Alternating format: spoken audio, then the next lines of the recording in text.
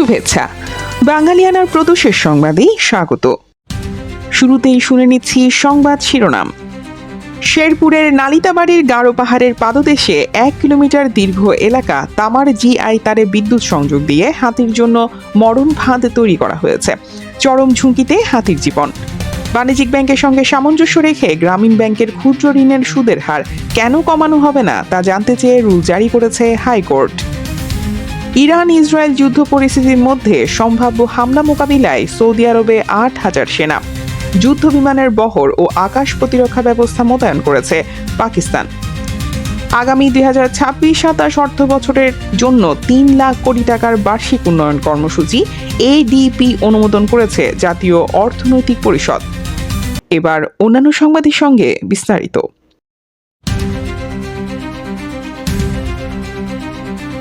শেরপুরের নালিতাবাড়ির গারো পাহাড়ের পাদদেশে হাতির আক্রমণ ঠেকাতে স্থানীয়দের পাতা 1 কিলোমিটার দীর্ঘ বৈদ্যুতিক ফাঁদে জড়িয়ে গত 15 মে একটি হাতি গুরুতর আহত হয়েছে।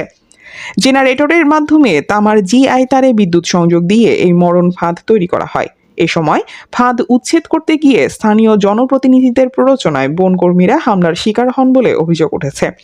বন বিভাগের তথ্য মতে 2016 থেকে 2025 সাল পর্যন্ত নেত্রকোনা ও শেরপুর সহ আশপাশের অঞ্চলে 32টি হাতি মারা গেছে। আর দেশ জুড়ে 1 দশকে মারা যাওয়া 146টি হাতির মধ্যে 26টিকে হত্যা করা হয়েছে বৈদ্যুতিক ফাঁদে। IUCN হাতিকে মহাবিপন্ন ঘোষণা করলেও লোকালয়ে হাতির অনাধিকার প্রবেশ ও ফসলের তাৎক্ষণিক ক্ষতিপূরণ না পাওয়ার ক্ষোভ থেকে মানুষ বন্য প্রাণীটির উপর সহিংস হয়ে উঠেছে। যদিও বন্যপ্রাণী নিরাপত্তা ও সংরক্ষণ আইন 2026 অনুযায়ী হাতি হত্যা একটি জামিন অযোগ্য অপরাধ। যদিও বন্যপ্রাণী নিরাপত্তা ও সংরক্ষণ আইন 2026 অনুযায়ী হাতি হত্যা একটি জামিন অযোগ্য অপরাধ, যার সর্বোচ্চ শাস্তি 12 বছরের কারাদণ্ড ও 15 লাখ টাকা জরিমানা।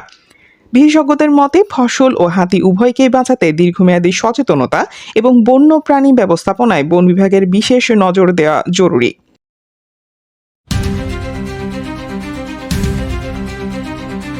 বাণিজ্যিক ব্যাংকের সঙ্গে সামঞ্জস্য রেখে গ্রামীণ ব্যাংকের ক্ষুদ্র ঋণের সুদের হার কেন কমানো হবে না তা জানতে চেয়ে রুল জারি করেছে হাইকোর্ট। জনস্বার্থে দায়ের করা এক রিট মামলার প্রাথমিক শুনানি নিয়ে সোমবার বিচারপতি খিজির আহমেদ চৌধুরী ও বিচারপতি মোহাম্মদ জিয়াউল হকের বেঞ্চ এই আদেশ দেয়। একই সঙ্গে কোনো গ্রাহক ঋণ পরিমাণের চেয়ে অতিরিক্ত টাকা পরিশোধ করলে তাকে দায়মুক্তির সুবিধা দেওয়ার বিষয়েও রুল দেওয়া হয়েছে। রিট আবেদনে গ্রামীণ ব্যাংকের সাধারণ ক্ষুদ্র ঋণের 20% সুদের হারকে শোষণমূলক হিসেবে উল্লেখ করা হয়। মামলায় বাংলাদেশ ব্যাংকের গভর্নর, অর্থ সচিব সহ 4 জনকে বিবাদী করা হয়েছে। বিবাদীদের তালিকায় রয়েছেন গ্রামীণ ব্যাংকের সাবেক ব্যবস্থাপনা পরিচালক ও বর্তমান প্রধান উপদেষ্টা অধ্যাপক মোহাম্মদ ইউনুসও। রিটে তাঁর বিরুদ্ধে ক্ষমতার অপব্যবহার ও কর ফাঁকির অভিযোগও আনা হয়েছে।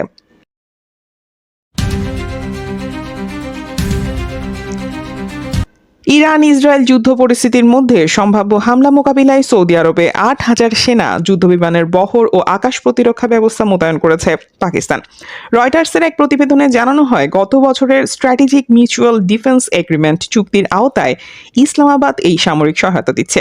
ইতোমধ্যে 16টি JF-17 যুদ্ধবিমান, 2টি ড্রোন স্কোয়াড্রন এবং চীনের তৈরি HQ-9 প্রতিরক্ষা ব্যবস্থা সৌদিতে পৌঁছেছে। পাকিস্তানের প্রতিরক্ষা মন্ত্রী খাজা আসিফ জানান, এই চুক্তির মাধ্যমে সৌদি আরবকে পাকিস্তানের পারমাণবিক ছাতার নিচে আনা হয়েছে।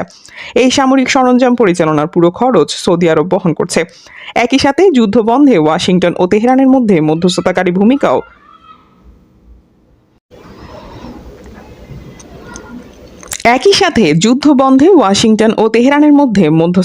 ভূমিকাও পালন করছে পাকিস্তান।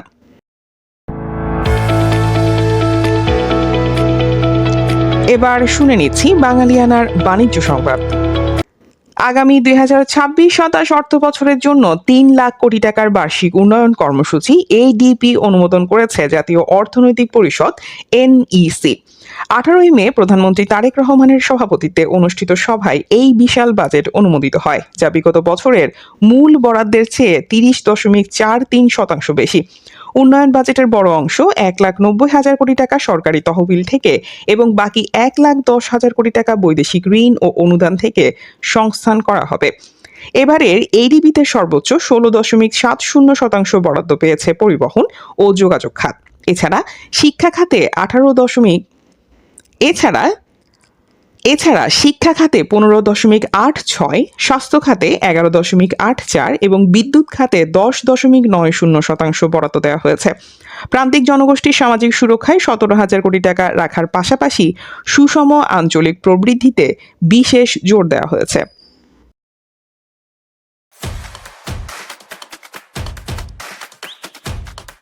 এবার শুনে নিচ্ছি বাঙালিয়ানার ক্রীড়া সংবাদ। সিলেট টেস্ট জয়ের জন্য পাকিস্তানকে 436 রানের বিশ্ব রেকর্ড গড়তে হবে, যা টেস্ট ক্রিকেটের ইতিহাসে অভূতপূর্ব। দ্বিতীয় ইনিংসে মুশফিকুর রহিমের 137 রানের সুবাদে বাংলাদেশ বড় লিড পেলেও স্পিনার তাইজুল ইসলামের কণ্ঠে আরও কিছু রান যোগ করতে না পারার আক্ষেপ ছুড়েছে। চতুর্থ ইনিংসে উইকেট ভালো থাকায় বোলারদের সুশৃঙ্খল বোলিংয়ের তাগিদ দিয়েছেন তিনি। অন্যদিকে ইতিহাস গড়ে জেতার ব্যাপারে আশাবাদী পাকিস্তান। দলটির পেস বোলিং কোচ উমর গুল জানান, তারা ড্র নয় বরং ইতিবাচক ও সাহসী ক্রিকেট খেলে রান তাড়া করতে চান। তার মতে 2-3টি ভালো জুটি গড়তে পারলে ক্রিকেটে যে কোনো কিছুই সম্ভব। 2 দিন হাতে থাকায় ম্যাচটিতে 2 দলেরই জয়ের সম্ভাবনা রয়েছে। বাঙালিয়ানার প্রদোষের সংবাদ শেষ হলো। ধন্যবাদ।